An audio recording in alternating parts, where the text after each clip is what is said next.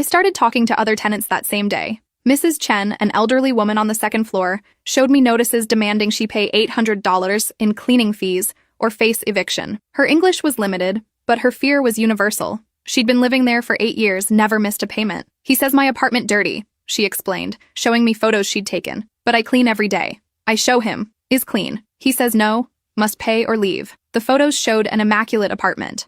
Mrs. Chen had covered every surface with protective plastic, the way my grandmother used to do. The Ramirez family had been charged $200 for excessive utilities when their toddler got sick and they ran a humidifier for 2 weeks. They couldn't afford the fee, so Marcus had filed eviction papers. He says we use too much electricity, Maria Ramirez explained, bouncing her feverish daughter Sophia. But the baby, she needs the machine to breathe properly. Doctor says so. She showed me their utility bills. The increase was $23 for the month. I knocked on every door in the building. 24 units, 18 different horror stories. Marcus was systematically targeting vulnerable tenants, gambling they wouldn't know their rights or couldn't afford to fight back. The Johnsons in 3A had been charged $600 for noise violations because their newborn cried at night. The Ahmed family faced eviction for unauthorized guests when their elderly father visited for a week. College students were charged party fees for having friends over to study. The pattern was always the same: impossible demands, illegal fees, threats made to tenants who barely understood their rights.